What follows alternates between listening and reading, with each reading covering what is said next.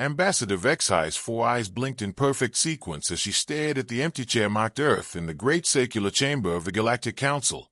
The polished metal seat had remained vacant for exactly 314 standard cycles, its blue nameplate gathering dust while representatives from 4 to 7 other worlds conducted the business of civilization. "The Terrans have missed another session," announced Speaker Corthan, his crystalline voice echoing through the vast dome. "Should we remove their seat permanently?" Murmurs rippled through the assembly. The Zelani delegates whispered among themselves with their musical tones, while the hulking Brontari simply grunted their displeasure.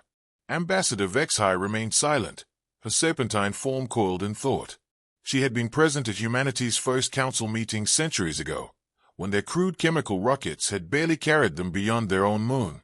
"Perhaps," she said finally, her voice cutting through the chatter, "we should ask ourselves why they stopped coming." The chamber fell quiet. Everyone remembered that first meeting, how the human representative, a small woman named Sarah Chen, had sat quietly for hours, taking notes while alien species debated mining rights and trade regulations. She had asked simple questions that revealed complex problems the Council had overlooked for millennia. "They were unsettling," admitted Councillor Fexra, his tentacles writhing nervously, always wanting to know why instead of simply accepting what. Vexai's memory flickered back to humanity's third meeting. Sarah Chen had questioned why certain systems remained unexplored, why some species were restricted to specific trade routes, why the Council's peacekeeping forces were positioned only around certain worlds. Her questions had made everyone uncomfortable, exposing the unspoken hierarchies that kept the galaxy stable. "They asked too many questions," Speaker Corthan said dismissively. "When we explained our ways had maintained peace for 2,000 cycles, they wanted to know who decided those ways were best." The human delegation had grown smaller with each meeting. First, they sent fewer representatives. Then they attended only every few sessions. Finally, 3 centuries ago, they simply stopped coming altogether. The Council had debated sending envoys to Earth, but the consensus was clear. If humanity wanted to isolate themselves on their backwater planet, let them. "Their star system shows normal activity," reported Intelligence Coordinator Mexdal, consulting his holographic displays. "Trade with neighboring systems, routine communications, standard defensive patrols. Nothing threatening." Vexai wasn't convinced. She had studied human history during their brief time in the Council.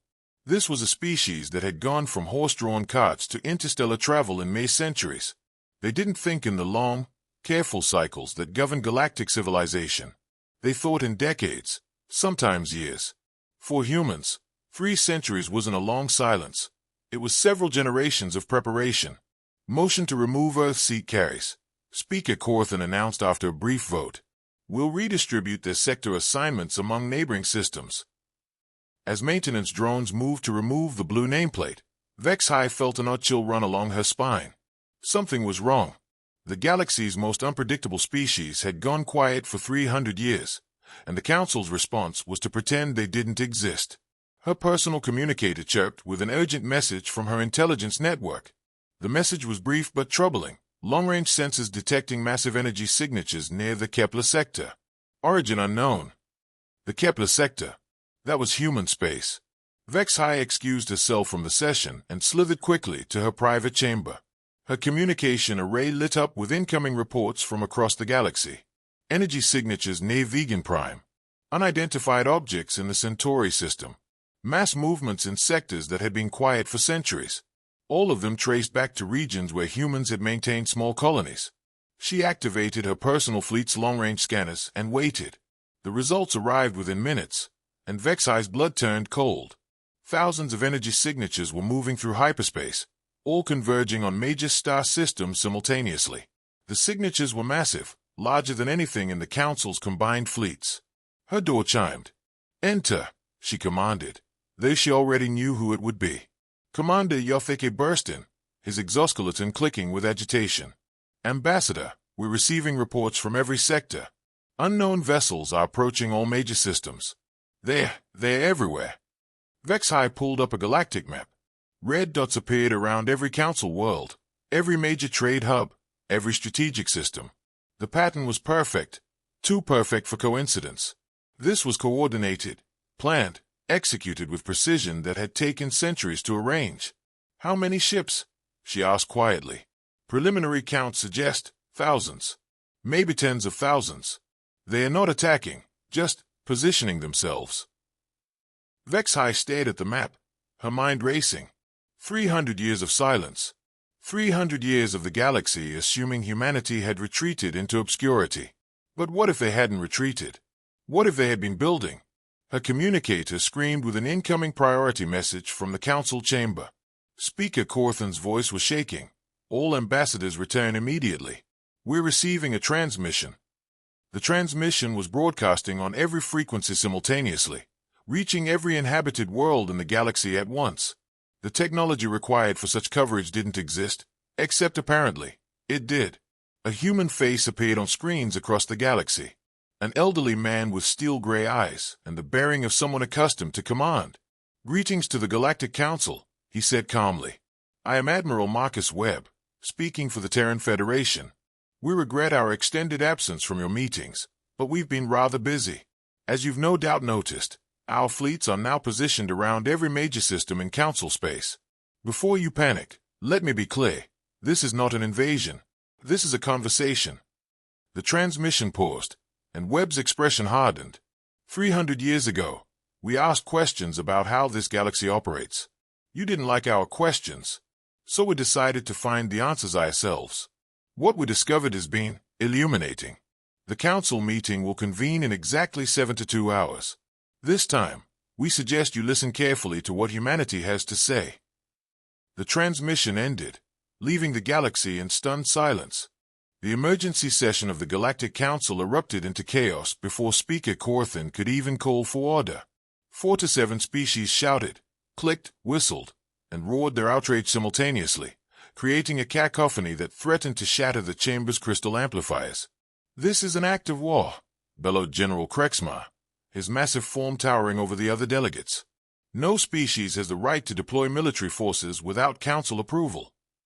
Ambassador Vexhai watched the hysteria unfold while her mind processed the impossible mathematics of humanity's reveal.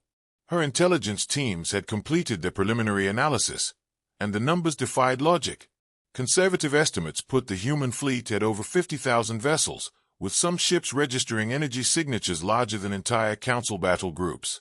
"How is this possible?" demanded Councillor Thexra, his tentacles writhing in distress. 3 centuries ago, they had barely mastered fusion drives. Now they field fleets that dwarf our combined forces. The question hung in the air like toxic gas. Every delegate knew the uncomfortable truth.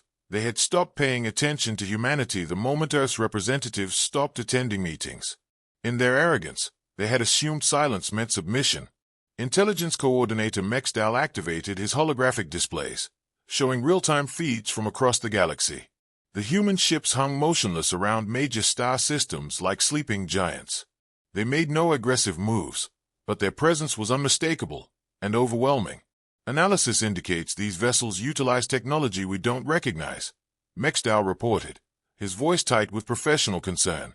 "Energy shielding beyond our current capabilities, propulsion systems that leave no detectable signatures, and weapons configurations we can't identify." "Weapons?" Speaker Corthan's crystalline voice cracked slightly. "Unknown, but the energy readings suggest firepower that could." Mexdal paused, checking his calculations. "That could sterilize planetary surfaces within minutes." The chamber fell silent except for the nervous clicking of insectoid delegates and the low rumble of Brontari breathing. Vexhai felt the weight of 3 centuries of neglect crushing down on them all. They had treated humanity like an unruly child who had wandered away from the adults' table. Now that child had returned with tools that could reshape the galaxy. "We need to understand their intentions," she said, rising from her seat. Admiral Webb called this a conversation, not a declaration of war. Perhaps we should listen before we react. "Listen." General Krexmar's voice shook the floor plates. "They've surrounded every major world with battle fleets. This is intimidation of the highest order." "Yes," Vexhai replied calmly. "It is. The question is why they felt intimidation was necessary." Before anyone could respond, the chamber's main display activated without authorization. Security teams scrambled to identify the breach, but it was too late. Admiral Webb's face filled the screen, broadcasting from somewhere in human space.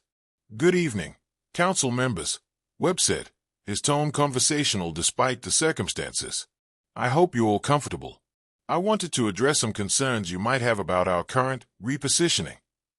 Speaker Corthan found his voice first. "Admiral Webb, by what right do you deploy military forces in Council space without authorization?" Webb smiled, but the expression held no warmth. "An interesting question, Speaker. By the same right the Council has governed this galaxy for 2 millennia without asking anyone's permission. You see, we've spent 3 centuries studying your organization, and we've made some fascinating discoveries." The display shifted to show detailed records, trade agreements, military deployments, resource allocations, documents that should have been classified at the highest levels of Council security. For instance, Webb continued, "We know that 17 species currently in the Council were never actually invited to join. They were conquered, absorbed, or coerced into membership. Their cultures were modified to fit Council standards, their resources redistributed to benefit core worlds." Uncomfortable shifting filled the chamber. Several delegates avoided looking at their neighbors. "We also know about the restricted zones," Webb said, his voice hardening.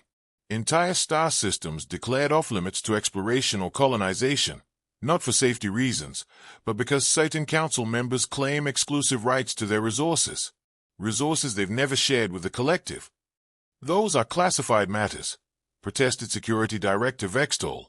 How did we access classified Council archives?" Webb's smile turned predatory. "The same way we built 50,000 warships without you noticing. We're very good at doing things quietly." Vexhai felt pieces clicking into place in her mind. 3 centuries of silence hadn't been isolation, it had been infiltration. While the Council debated and regulated, humanity had been watching, learning, preparing. "What do you want?"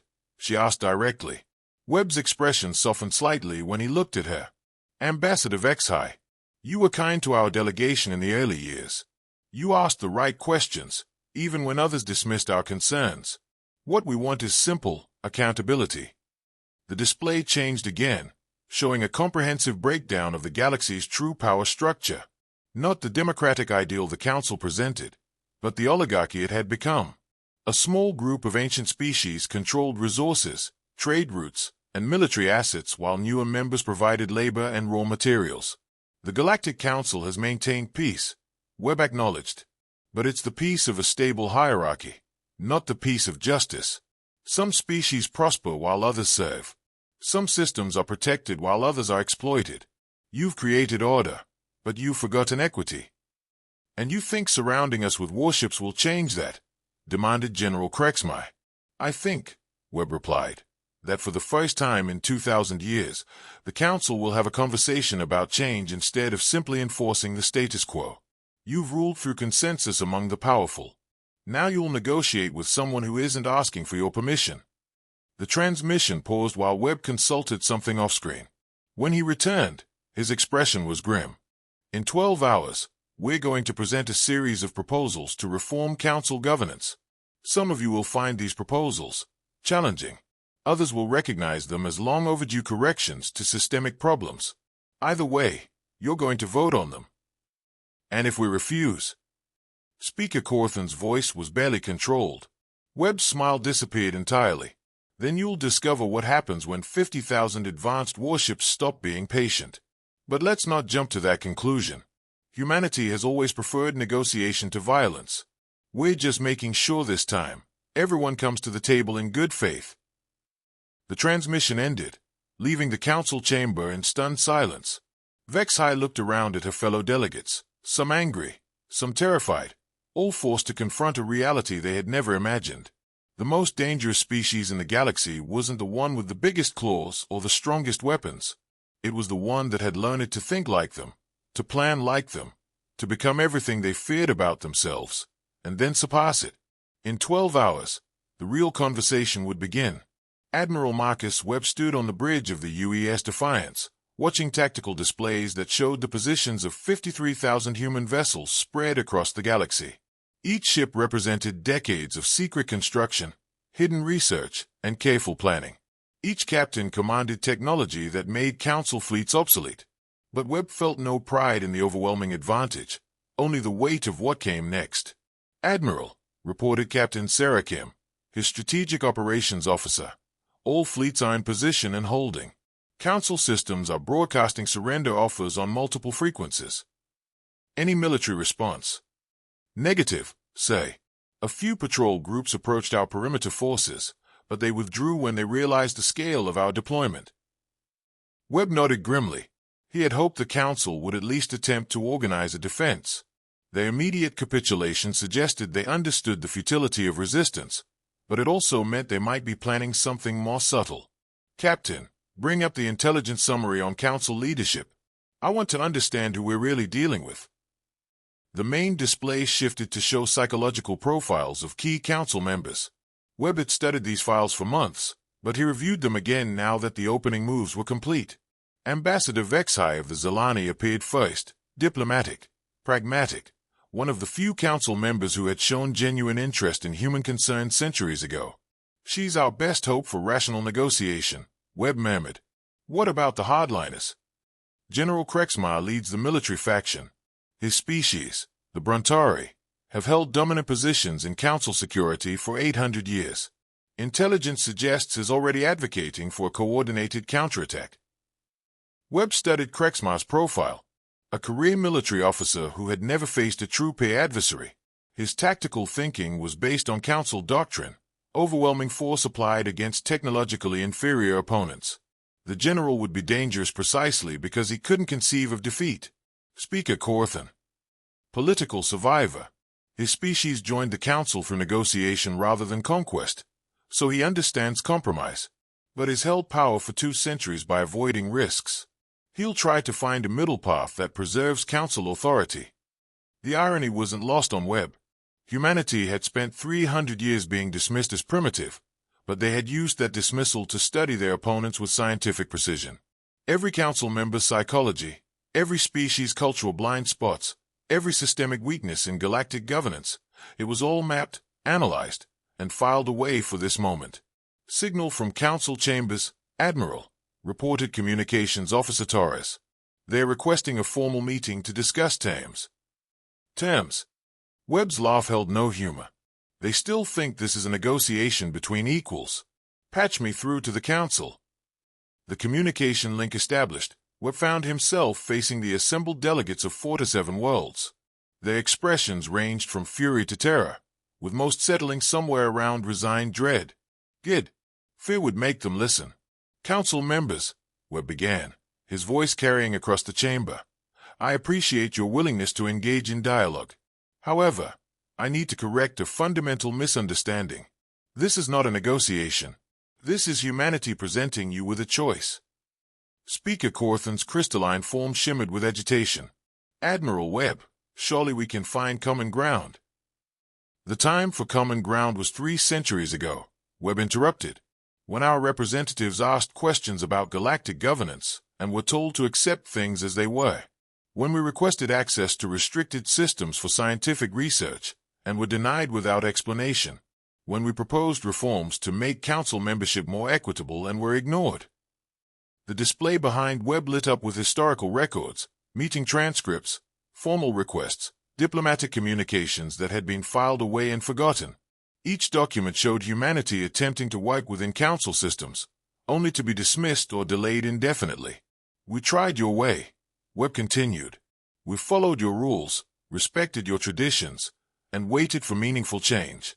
What we discovered was that the Council doesn't change, it only adapts enough to survive." Ambassador Vexhai raised herself slightly. "Admiral, if you believe reforms are necessary, surely there are better ways to implement them than through military intimidation." Webb's expression softened when he looked at her. "Ambassador, you were one of the few who showed us genuine respect in those early years. You asked the right questions and listened to our answers, but even you were bound by a system that prioritizes stability over justice." He gestured to his tactical displays. "Do you know what we found when we finally gained access to restricted Council archives? Evidence of 17 species that were forced into membership through economic coercion. Mining rights sold to benefit core worlds while local populations received nothing. trade routes deliberately designed to keep certain systems dependent on Council resources. Murmurs of discomfort rippled through the chamber. Some delegates looked genuinely surprised. The Council's compartmentalized structure meant many members knew only their small piece of the larger system. The Terran Federation doesn't seek to destroy the Council, Webb explained. We seek to reform it, to make it what it claims to be, a democratic alliance of equal partners working for mutual benefit. And if we refuse your reforms? General Krexmeyer's voice boomed through the chamber. Webb paused, choosing his words carefully. Then we implement them ourselves. Humanity will establish new trade routes that bypass Council monopolies. We'll offer protection to systems that want to leave Council jurisdiction. We'll create an alternative to your authority. You would split the galaxy in half. Speaker Corthan's voice cracked with disbelief. If necessary, Webb replied simply, but we'd prefer to fix what already exists. The Council has accomplished remarkable things. 2,000 years of relative peace is no small achievement. But peace built on inequality is ultimately unstable. Eventually, the oppressed find ways to resist. The chamber fell silent as delegates absorbed the implications. Webb could see the calculations happening behind their eyes. The cost of resistance versus the price of reform. Some species would lose their privileged positions if humanity's proposals were implemented. Others would gain opportunities they had been denied for centuries. We're transmitting our specific reform package now, Webb announced. You have 72 hours to review the proposals and vote.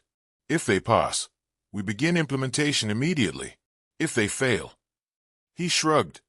We begin implementation anyway, just without your cooperation. The transmission ended, but Webb remained on the bridge, staring at the tactical displays.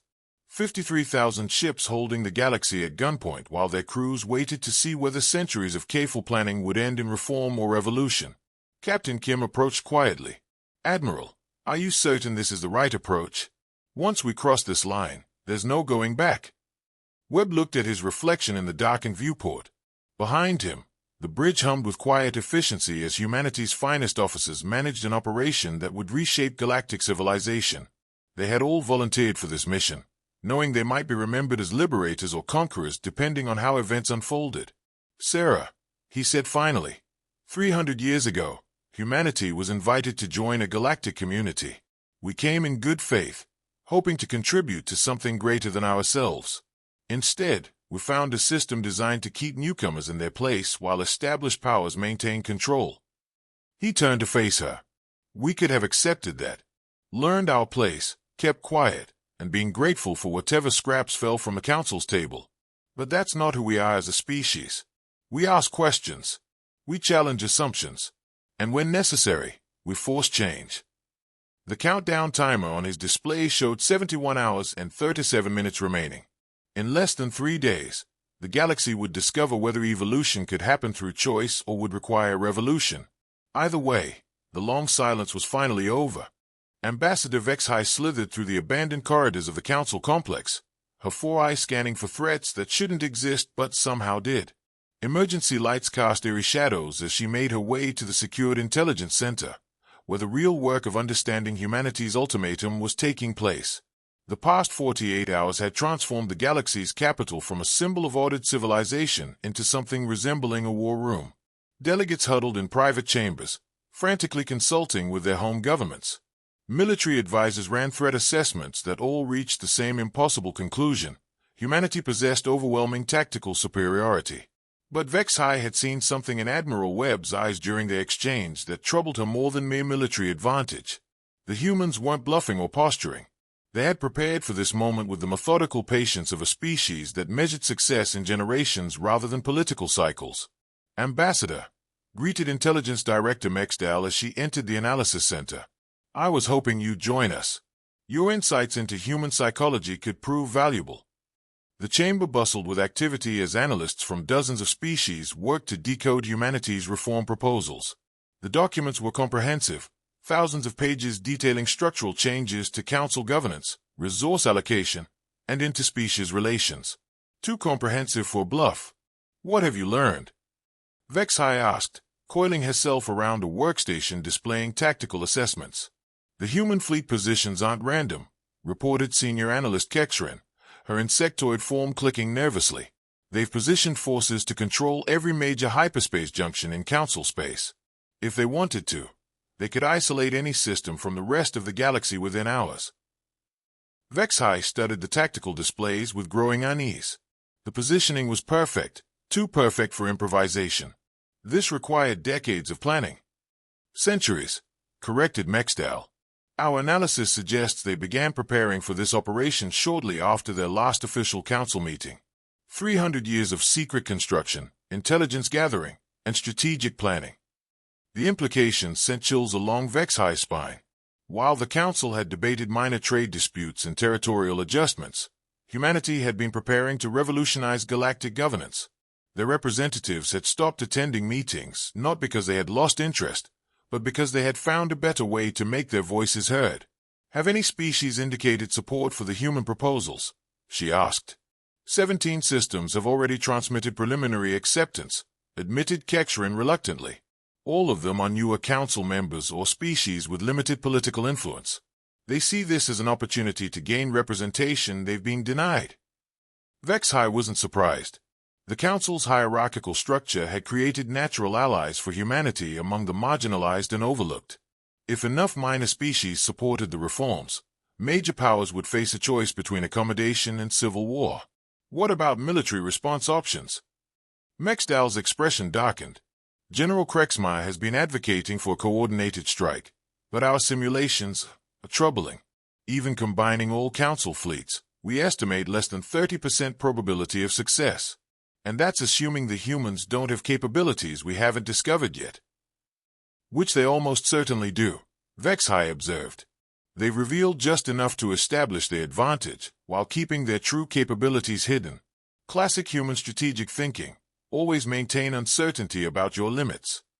The analysis center fell quiet except for the hum of computers and the nervous chittering of smaller species. Everyone understood they were witnessing a fundamental shift in galactic power that hadn't occurred in millennia. The question was whether that shift could happen peacefully. Ambassador, called communications specialist Yorten from across the room, we're receiving a transmission from Admiral Webb. He's requesting a private meeting with senior council leadership. Vexhai felt her heart skip a beat. Private meetings weren't part of humanity's ultimatum. Either they were preparing for negotiation, or they were about to escalate the situation beyond anyone's ability to control. Patch it through, she ordered. Admiral Webb's face appeared on the main display, but something had changed in his expression since their last communication.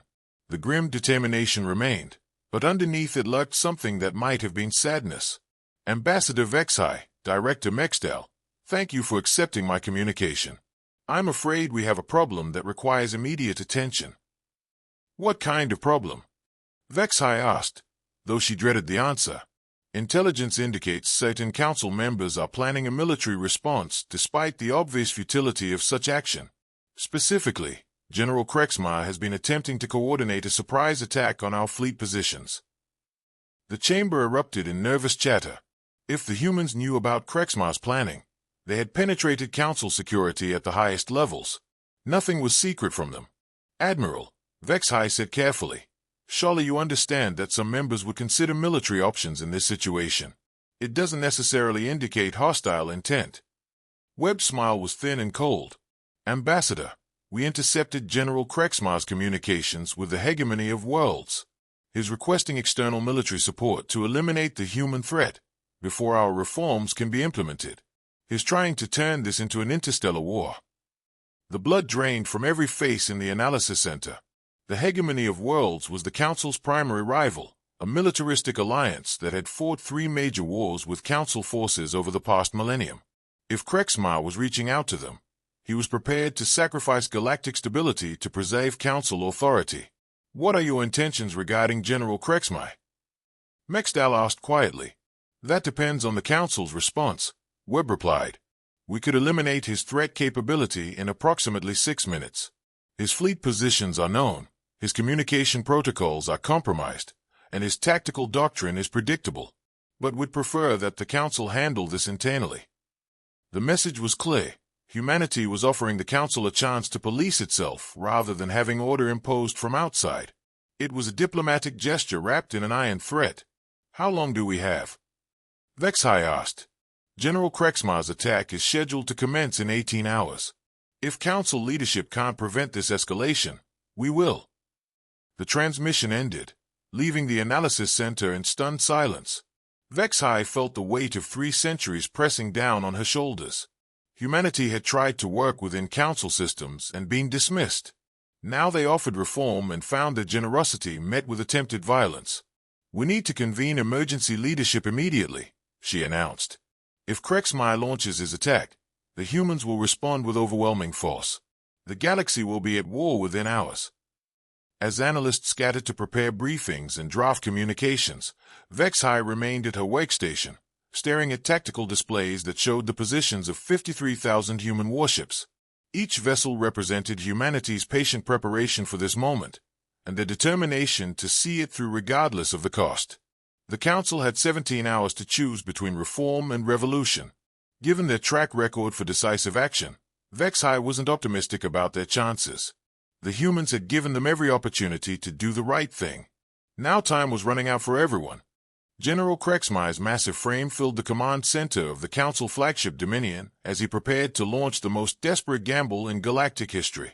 Around him, officers from 12 species coordinated the largest military operation the Council had ever attempted, and quite possibly the last. Fleet status report, he commanded, his voice rumbling through the bridge systems. 2,700 vessels in attack formation, reported Admiral Thexra, her tentacles dancing across tactical controls.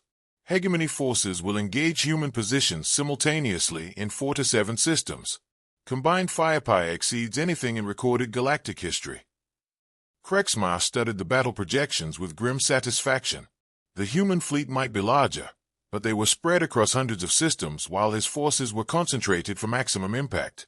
If they could destroy enough human vessels in the opening strike, the psychological advantage would shift back to the Council. Sir, interrupted Communications Officer Zethal, we're receiving another transmission from Ambassador Vexhai. She's demanding we abort the attack and return to negotiations. Vexhai has been compromised by human propaganda, Krexmar growled. She sees their reasonable facade and ignores the threat they represent. Tell her to keep her diplomatic cowardice out of military operations. The bridge fell silent except for the hum of weapons systems charging to full power. Every officer understood they were about to start a war that could reshape or destroy galactic civilization. But Krexmar had convinced them the alternative was wise. Surrender to an upstart species that had declared itself humanity's equal. General, reported tactical analyst Mordek. Final intelligence update indicates human vessels are maintaining standard patrol formations. No indication they are aware of our attack preparations. Excellent. The humans may be technologically advanced, but they lack experience with real warfare. They've grown complacent during their centuries of isolation. Krexmar activated the fleet-wide communication system, preparing to address thousands of officers who would carry out his orders. His words would either be remembered as the rallying cry that saved galactic civilization or the final transmission of a dying order. Officers of the Council Defense Force, he began. Today we face an unprecedented threat to everything our ancestors built. The humans claim to offer reform, but what they truly seek is domination. They surround our worlds with weapons and demand we surrender our sovereignty to their vision of justice. Across the fleet, crews listened with the mixed fear and determination of soldiers about to charge into impossible odds. We will show them that the Council does not bow to threats, regardless of their source. We will demonstrate that 5,000 years of civilization cannot be overturned by military intimidation. And we will prove that courage and honor matter more than technological advantage. The countdown timer showed 30 seconds until the attack commenced. Krexmar felt a moment of doubt, not about the necessity of resistance, but about the cost. How many officers would die in the next few minutes? How many worlds would burn before this ended? 10 seconds to attack commencement, announced Thexra. All systems show ready. Execute Operation Righteous Storm, Krexmar commanded.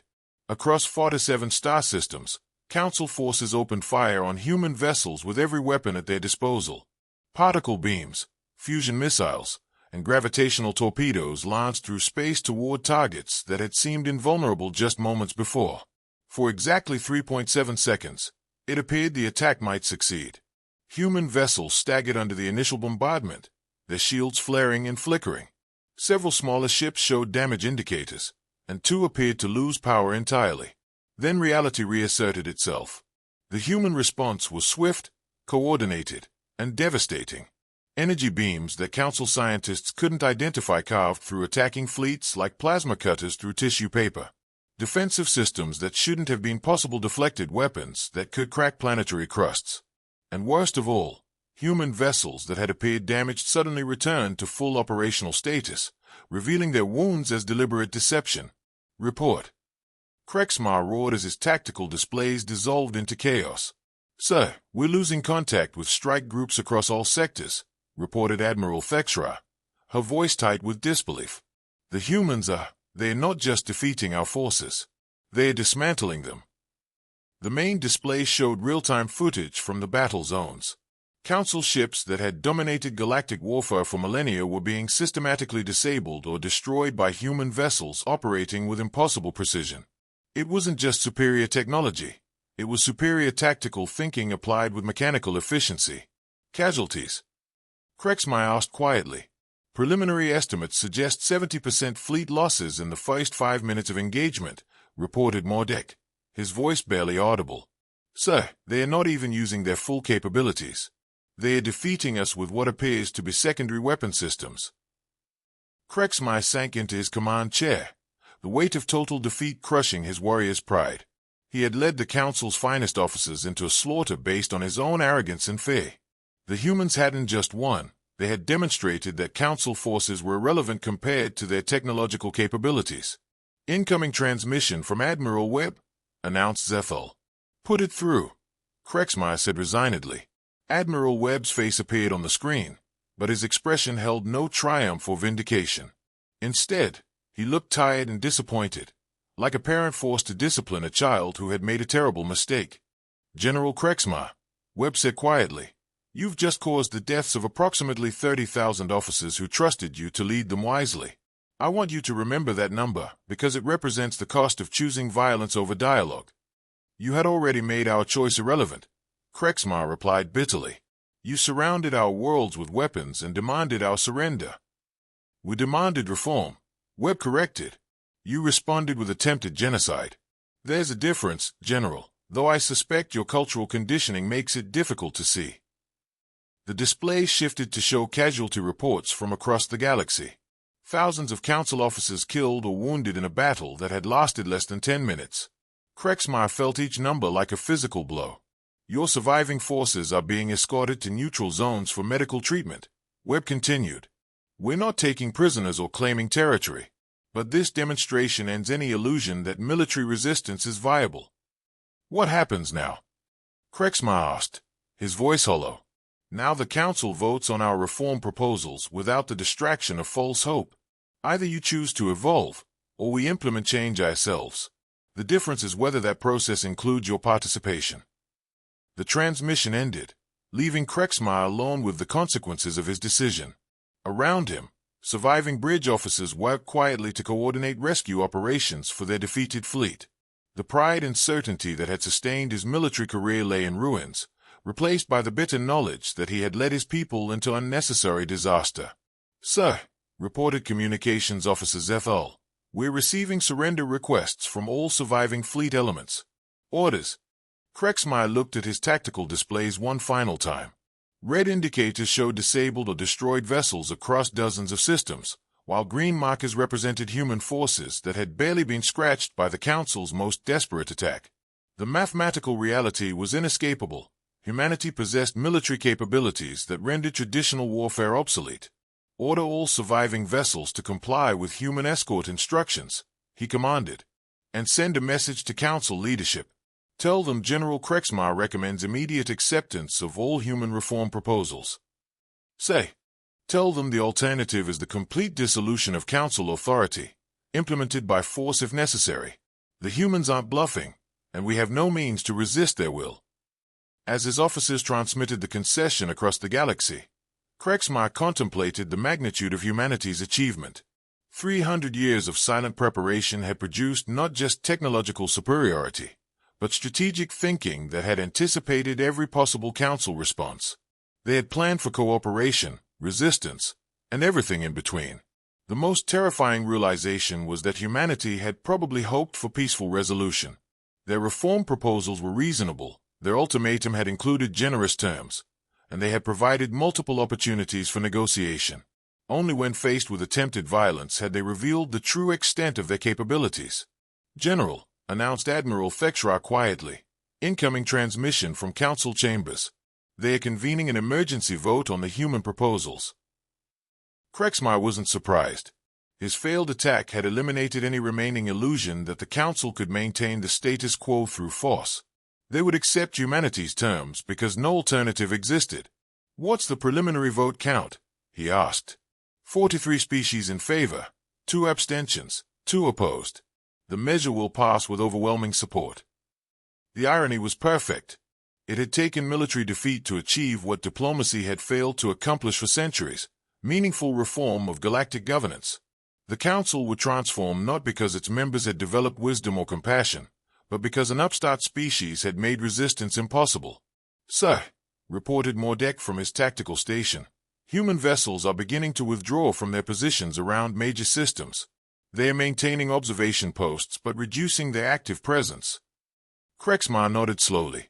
The humans were keeping their word. Once their reforms were accepted, they would step back from direct intimidation.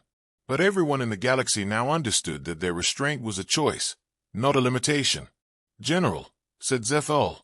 "Personal message from Admiral Webb. He requests a private communication." Krexmar almost refused, but curiosity overrode his wounded pride. What could the human admiral want from a defeated enemy? Webb's face appeared on a smaller screen, and his expression was surprisingly respectful rather than triumphant. "General, I wanted to speak with you directly because I understand the impossible position you were placed in. Your military training taught you to resist threats through force, and everything in your experience suggested that approach would succeed. Your point, Admiral. My point is that you're not the first military leader to discover that old solutions don't work against new problems. Humanity spent centuries making the same mistake, trying to solve complex issues through simple applications of force or technology. What we learned is that real change requires patience, planning, and the wisdom to know when fighting isn't the answer." Krexmar studied the human's face, searching for condescension or mockery. Instead, he saw something that might have been sympathy. "Your tactical instincts weren't wrong," Webb continued. "In any previous conflict, concentrating superior firepower against dispersed enemies would have been the correct strategy. But this wasn't a conventional war, General. It was an intervention designed to force evolution rather than achieve conquest." "What happens to officers like me in your new order?" Krexmar asked bluntly. "That depends on your willingness to adapt. The galaxy still needs military leaders, but we need ones who understand that the greatest victories are often achieved without firing a shot. Your experience and tactical knowledge could be valuable assets in maintaining the peace we're trying to build." The offer surprised Krexmar. He had expected disgrace, exile, or worse. Instead, humanity was extending the same opportunity for redemption they had offered the entire council, a chance to be part of the solution rather than a relic of the problem. "I'll consider your offer," he said finally. "That's all any of us can do. Consider new possibilities and choose whether to embrace them or resist them. Thank you for your time, General." The transmission ended, leaving Krexmar with an unexpected realization. The humans hadn't just defeated the council militarily, they had outthought them strategically, outplanned them tactically, and now they were offering reconciliation instead of revenge. For the first time in his career, Krexmar wondered if there might be honor in surrender when the alternative was meaningless destruction. The galaxy was changing whether he participated or not. The question was whether that change would include his contributions or proceed around his resistance. Looking at the casualty reports from his failed attack, the answer seemed clear. The time for military solutions had ended. The age of human-guided evolution had begun. And perhaps, if he could adapt quickly enough, there might still be a role for old soldiers in the new galaxy they were building together.